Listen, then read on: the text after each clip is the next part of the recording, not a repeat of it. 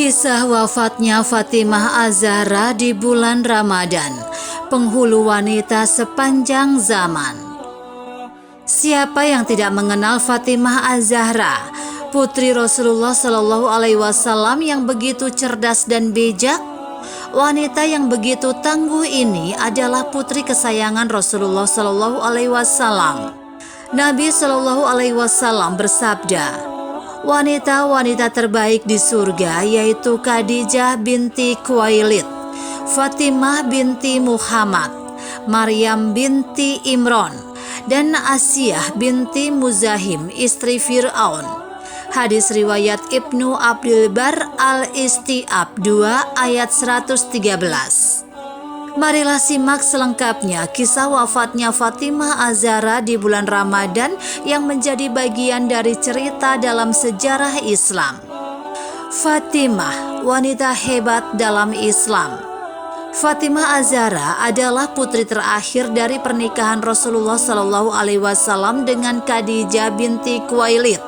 Dia lahir 5 tahun sebelum Rasulullah Shallallahu Alaihi Wasallam mendapatkan kenabiannya. Sejak kecil, Fatimah telah menunjukkan keberaniannya.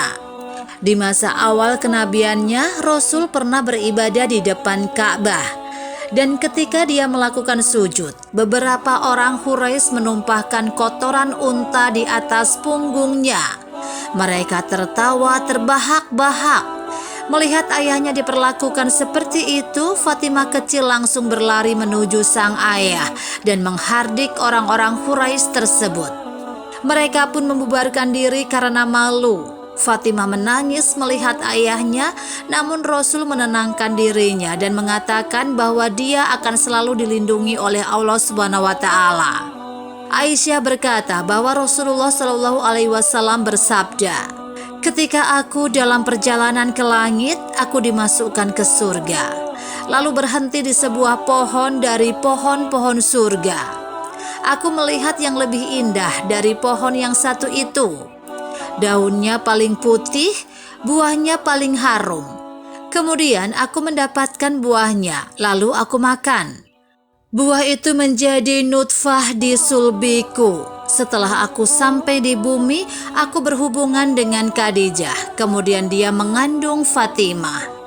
Setelah itu, setiap aku rindu aroma surga, aku menciumi Fatimah." Tafsir Ad-Durrul Mansur tentang surat Al-Isra 1, Mustadrak Asy-Syahihain 3 nomor 156. Meskipun Fatimah adalah sosok wanita yang bertubuh lemah dan rentan, namun tidak menyurutkan semangatnya dalam berjihad. Dia merupakan seorang mujahidin yang membantu merawat luka para pejuang di medan perang. Bahkan ketika Rasulullah Shallallahu Alaihi Wasallam terluka, dia membakar sobekan tikar dan membungkusnya pada luka sang ayah hingga darahnya tidak lagi keluar. Kisah cinta Fatimah. Fatimah adalah anak kesayangan Rasulullah Shallallahu Alaihi Wasallam. Hingga Rasul pun tidak sembarangan memilih jodoh untuk putrinya. Meskipun Umar dan Abu Bakar berusaha meminangnya, namun Rasul masih menunggu keputusan Allah Subhanahu wa Ta'ala untuk jodoh Fatimah. Lalu muncullah Ali bin Abi Thalib yang berniat meminang Fatimah, namun tidak memiliki apa-apa. Imam Abu Dawud dan An-Nasyai meriwayatkan dari Ibnu Abbas berkata, ketika Ali menikah dengan Fatimah, Rasulullah Shallallahu Alaihi Wasallam bersabda kepadanya, "Berikanlah sesuatu kepadanya." Maksud beliau sebagai mahar pernikahan. Ali menjawab, "Aku tidak punya apa-apa." Nabi Shallallahu Alaihi Wasallam bertanya, "Lalu di mana baju perang Huttamiyah milikmu?" Hadis ini disahihkan oleh Al-Hakim. Pernikahan keduanya dilangsungkan dengan mahar 400 dirham yang didapatkan Ali dari hasil penjualan baju perangnya. Pernikahan yang begitu sederhana ini membuat banyak orang gembira. Kehidupan pernikahan Fatimah dan Ali pun begitu damai dan sederhana. Fatimah dan Ali menjadi keluarga teladan di lingkungannya. Dari Ali bin Abu Thalib bahwa Fatimah mengadukan beratnya penggilingan kepada Rasulullah Shallallahu Alaihi Wasallam yang meninggalkan bekas padanya. Pada saat itu Rasulullah Shallallahu Alaihi Wasallam sedang mendapatkan tawanan perang. Fatimah pergi kepada Rasulullah Shallallahu Alaihi Wasallam, tetapi dia tidak bertemu dengan beliau. Dia bertemu dengan Aisyah. Fatimah mengatakan hajatnya kepada Aisyah. Ketika Rasulullah Shallallahu Alaihi Wasallam pulang, Aisyah mengabarkan kedatangan Fatimah kepada beliau. Ali berkata, Nabi Shallallahu Alaihi Wasallam datang kepada kami sementara kami sedang bersiap-siap untuk tidur. Aku hendak berdiri, tetapi beliau bersabda, tetaplah kalian berdua di tempat. Lalu beliau duduk di antara kami sampai aku merasakan dinginnya kedua kaki beliau di dadaku. Beliau bersabda, maukah kalian berdua aku ajari apa yang lebih baik dari apa yang kalian berdua minta kepadaku?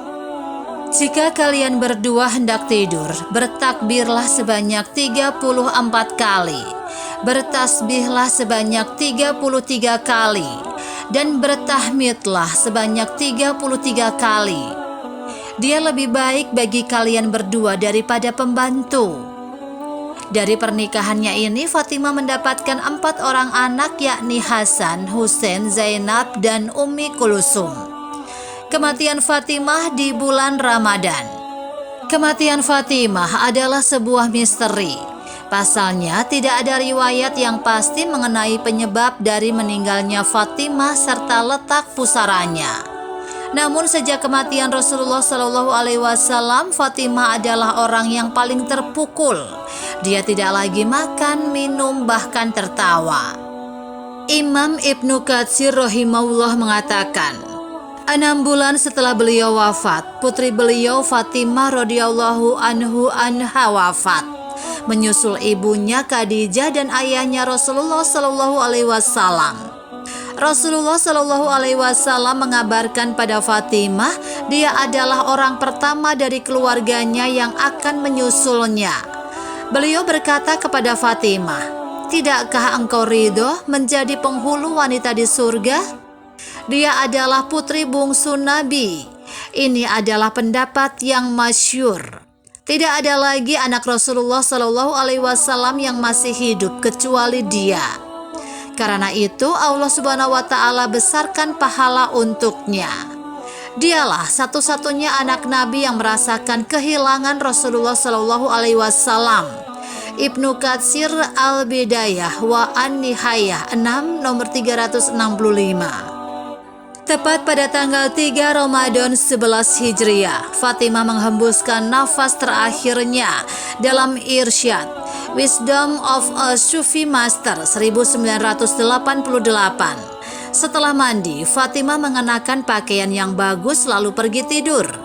Dia berbaring di sebelah sang suami dan berpesan bahwa kematiannya sudah dekat dan tidak ingin dimakamkan dengan upacara pemakaman.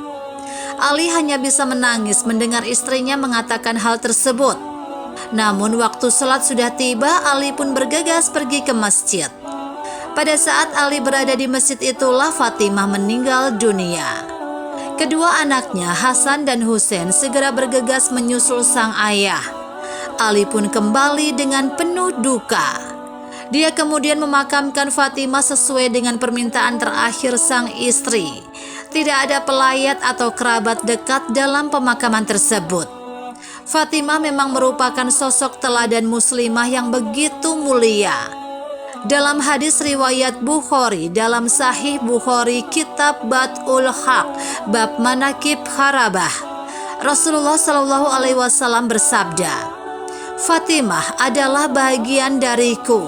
Barang siapa yang membuatnya marah berarti membuatku marah. Dalam hadis Sahih Bukhari jilid 8, Sahih Muslim jilid 7, Sunan Ibnu Majah jilid 1 halaman 518, Musnad Ahmad bin Hanbal jilid 6 halaman 282, Mustadrak Al-Hakim jilid 3 halaman 156.